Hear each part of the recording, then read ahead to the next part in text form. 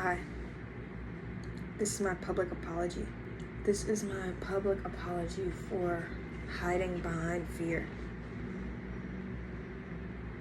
I've been keeping my share of information from the world, and I know there's so many people that want to upgrade their life and become the best versions of themselves, or at least better versions. Time passes and it waits for no one.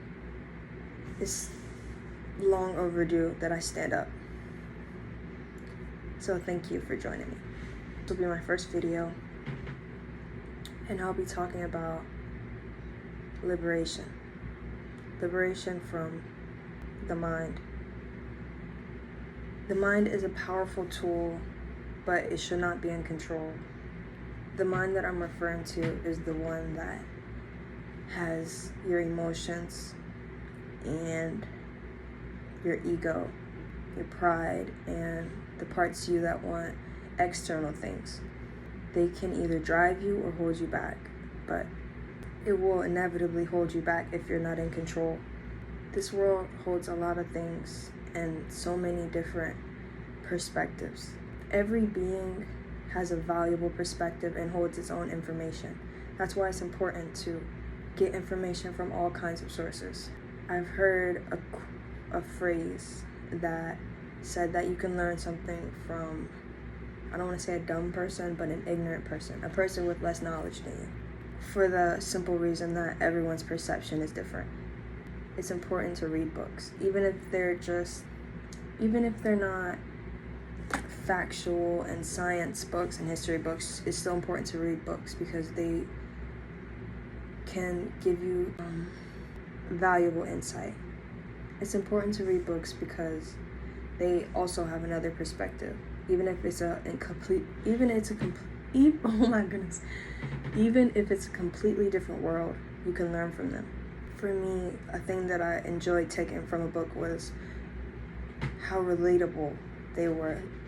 A lot of the books that I read had characters that just so happened to relate to me. Maybe it's because a lot of problems most people do have, and it's important to know that you're not alone on anything. So I hope you continue this journey with me, and we can all learn from each other, because I think that's the secret, or at least how you find it. There's truth everywhere, and in every person there's something you can learn. I think that our past shapes us. Our future is being shaped by us. And our present is where we do the shaping. Having someone to tell you that the way you're feeling and what you're thinking is... You gotta borrow soap from other D's. What's good, gang? What's good? What's good, my G's? Oopsie. No, seriously, if you were talking about that, I wasn't talking about depression in particular, but I was talking about how you can learn from any person or any experience. yes, that is true. Indeed, learn from any experience from anybody. Never take age. Like, you can learn something from a 3-year-old. You can learn from someone who doesn't know, who hasn't had academic training or whatever. Yeah. You can learn. Anybody. You can learn from Tarzan. Yeah.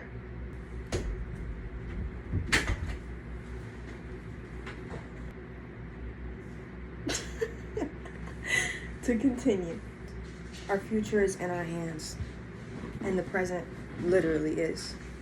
Every millisecond you make a choice and you shape who you're going to be in the next millisecond. It's important to be aware.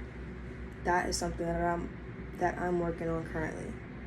Maintaining awareness. Because you can hope and dream and live in your head all you want, but if you cannot put it into practice, it's nothing but a wish. To go back to the mind, your emotions are important and they are valid, but reactions are not necessary, and they really just point you to things you need to learn about yourself. when you have an emotional trigger in any way, that's something that you should look into. It tells you where you're lacking. I'm not saying you should be emotionless, but your emotions help you identify your triggers. And once you identify your triggers, you can gain control over yourself and figure out your past traumas and how they affect you, because that is a real thing. Unfortunately, we are like clay. At least our subconscious mind is. It takes in everything, especially from when you were younger, and that's where most trauma is, usually. And it'll show without you knowing, and that's why you have to look into your emotions, because that's where they come up. It's like the analogy of water boiling. But you have to think through them, because making decisions off of emotion,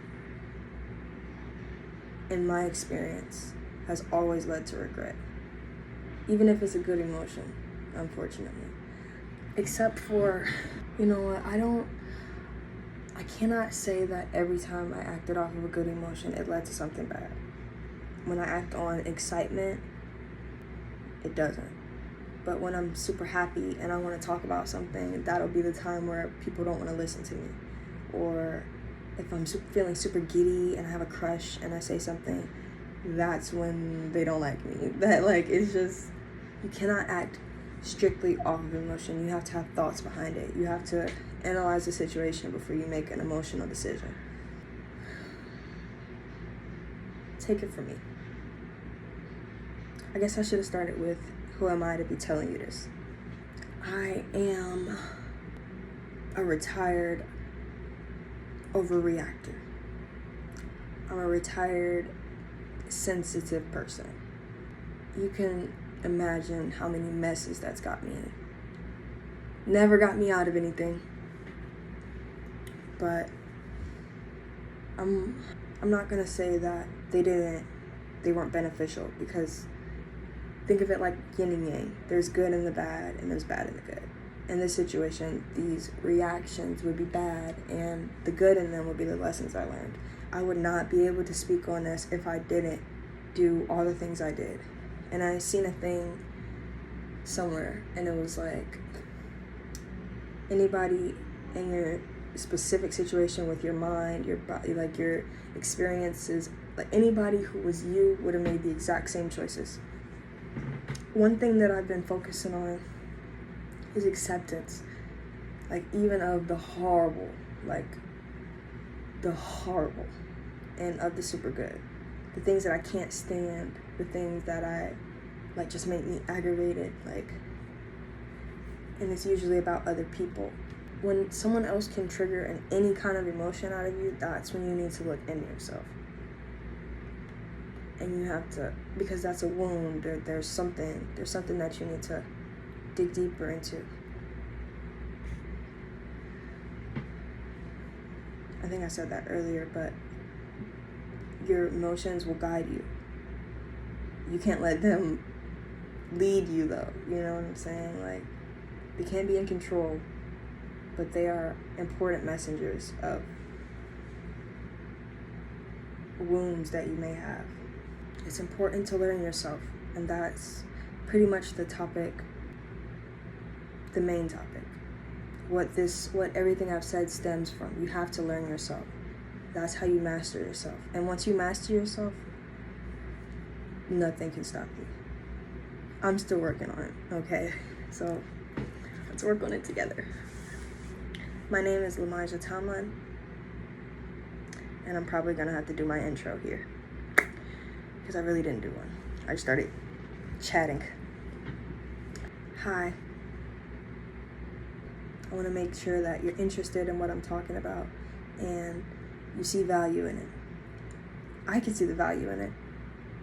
It's just the interesting part here. Guess it doesn't have to be interesting.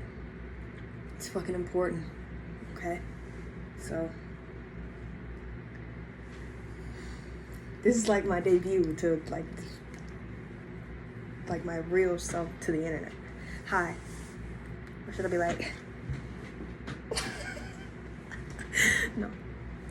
Hey. I'm Lamijah. Lamijah Tomlin, nice to meet you. Hi, I'm Lamijah Tomlin, and